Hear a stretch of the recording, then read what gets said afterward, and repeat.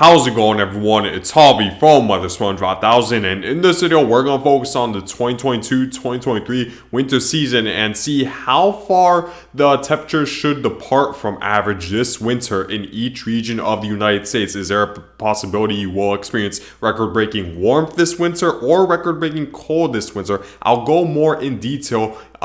with that in this video, but before I begin, make sure to subscribe if you want to see more weather content. So to determine how far the temperatures will depart from average this winter, we need to take a look at what typically happens during a La Nina, because as you probably know, what will build this winter is a La Nina, and what typically happens during a La Nina is that we see a lot more snowfall throughout the northern portion of the United States, and this plays a big role in terms of temperature because the more snowfall there is on the surface, colder it's more likely to be, not only because of course there's a higher amount of snow that's reducing the temperatures, but when there's snow on the surface, that typically blocks the shortwave radiation from being absorbed by the surface, because all that shortwave radiation is being absorbed by the snow, which is using that heat energy to melt the snow rather than to heat up the air temperature. So as a result, when there's a lot more snow on the surface, it's typically a lot colder, and as you can see, typically during a La Nina we see a lot more snow than average for the northern portions of the United States, which makes it more likely that the temperatures will be below average for the most part this winter for northern United States, while in areas where you experience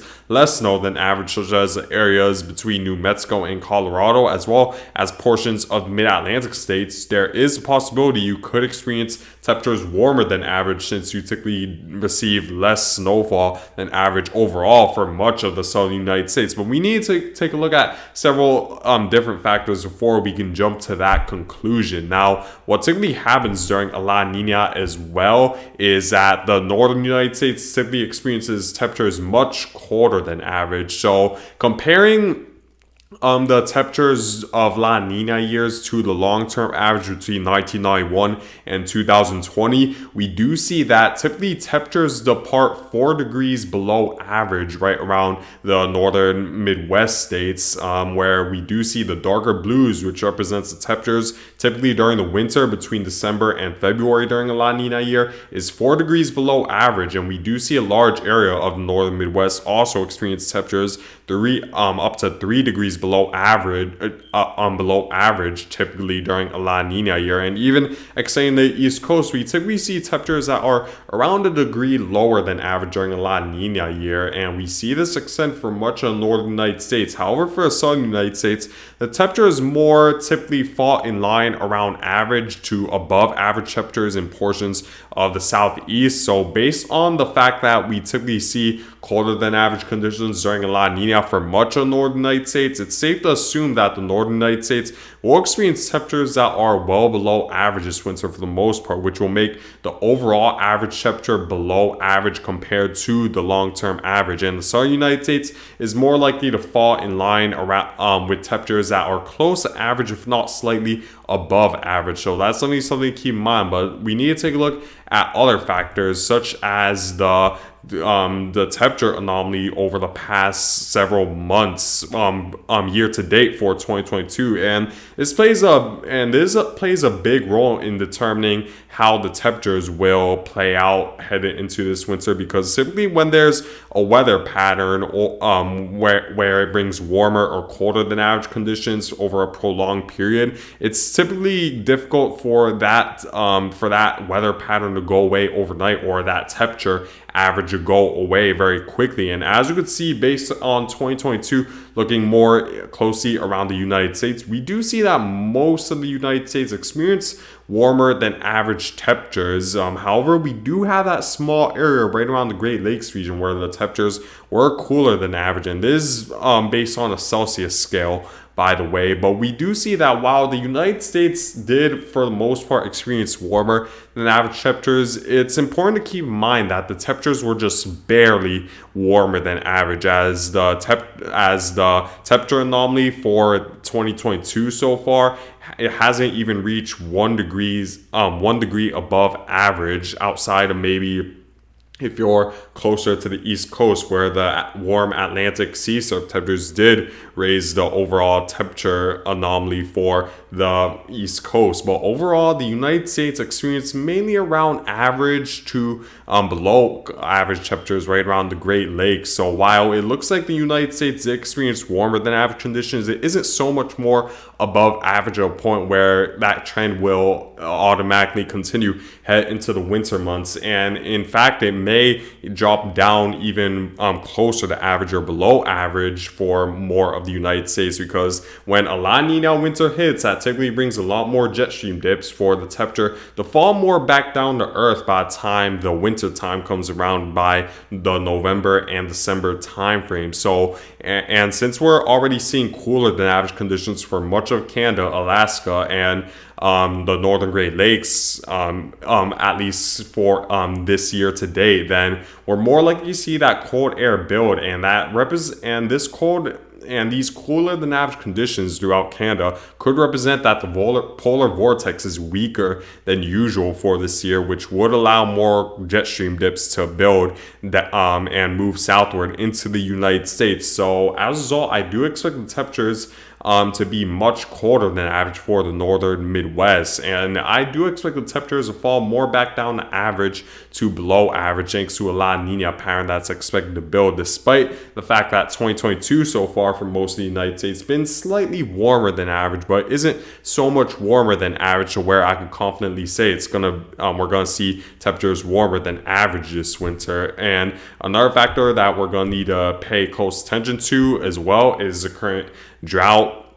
monitor. And as of October 27th, 2022, we see that majority of the United States is under a severe drought, especially if you're just to the west of the Mississippi River Valley and right around the central portion of the United States, and even extending into California and Nevada as well. So this will play a big role in terms of conditions you should experience this winter. So while I do expect the northern Midwest to be overall cooler than average, I don't expect the temperature departure to be that much cooler than average, like what you typically see during a La Nina, all thanks to this drought. Because of course, when there's a drought, there's less moisture in the soil, and dry soil heats up a lot faster than moist soil because there isn't any moisture to absorb that short wave radiation, and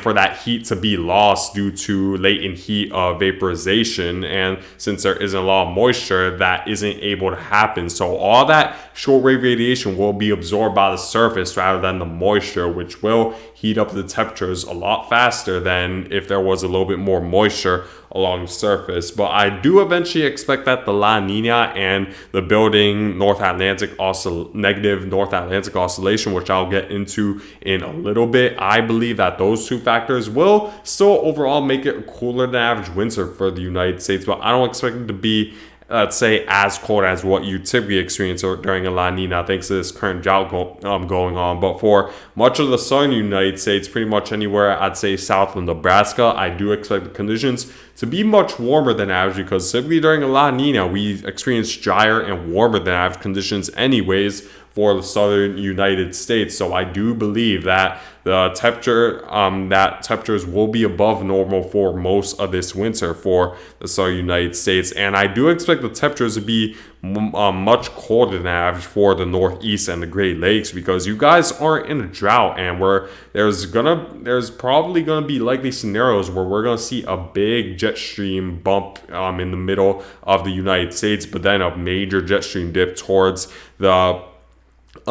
Northeast, because of course, since there's a big ridge over the Midwest, it's going to be difficult for the jet stream to dip down towards the Midwest. So the only area it could dip down towards would be the Northeast. So I expect the Northeast to experience much colder than average conditions this winter as a result of this big ridge in the middle of the United States that's going to manipulate the jet stream. So that's only something to keep in mind. And another factor I want to show you guys is the current snowfall extent for the northern hemisphere. And we do see that a large area of Canada, Alaska, and Russia and the Eurasia region is has a high amount of snowfall, and in fact, we're seeing more snowfall move southward, a little bit more than average, and I think that will contribute to a colder and snowier than average winter this year, because since the snow extent is so large, we're more likely to see less instability thanks to the snow moving much further southward than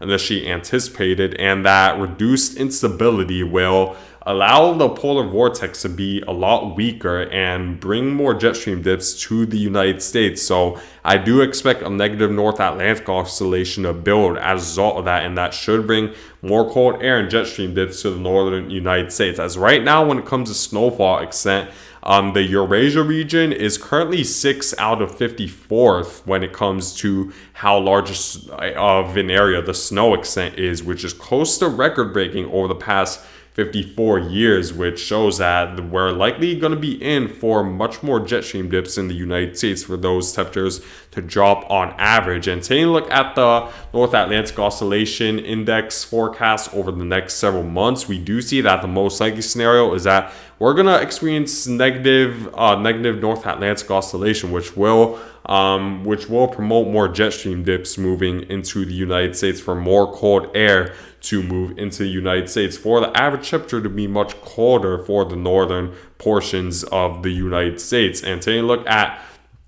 what typically happens during a negative North Atlantic oscillation, like I said, we see a much weaker low and a weak high, and this is as a result of reduced instability right around the Canadian region thanks to the snow moving so far southward and reducing the instability, which allows the jet stream to be a lot weaker and that cold air to meander southward without being diverged by the strong jet stream winds. So as a result, we typically do see colder than average conditions for the United States during a negative North Atlantic oscillation. Now, taking a look at my overall temperature anomaly forecast for the majority of the United States. So taking a look at that. So we do see that the temperature anomaly for the United States, I'm forecasting that the northern portions of the Great Lakes and the extreme northern portion of the Northeast will on average experience temperatures 4 degrees below average, which is quite significant. If you really think about it, I expect much more Arctic blasts, potentially record-breaking cold temperatures at times, as I do expect that the negative North Atlantic oscillation will bring a lot more jet stream dips to the northeast, and this drought going on in the middle of the United States with a big ridge will manipulate the jet stream to a point where more jet stream dips will focus in on the northeast rather than the Midwest, despite the fact that there's a La Nina, and despite the fact that there's a drought going on throughout the northern Midwest and the Pacific Northwest as well. I still do expect temperatures to be colder than average thanks to a La Nina. So just because you're in a drought experiencing warmer than average conditions does not mean that'll continue, because it's more likely that the La Nina will outweigh the facts of the drought going on. And taking a look at the southern United States, I'm expecting pretty much the entirety of the southern United States to experience temperatures warmer than average. That's simply what happens during a La Nina, and it's only going to be compounded by the fact that there's a drought. So I do expect temperatures to be much warmer than average, where we could see temperatures on average 3 degrees above average throughout southern Texas, New Mexico, and portions and places just south of Phoenix, Arizona. And I expect the temperatures to be at least 2 degrees above average on average this winter for much of Texas, New Mexico, Arizona, and extending into California, and 1 degree above average just to the north of that. But if you want even more in-depth forecasts regarding the exact temperature anomaly you should experience for the entirety of the winter, just make sure to comment down your location and area down below, and I'll do my best to comment and give you guys an in-detail forecast regarding the temperature anomaly in your specific location. So make sure to comment down below if you're interested. But anyways, guys, I thank you guys for watching. Make sure to subscribe if you want to see more weather content, and I hope you guys have a great day.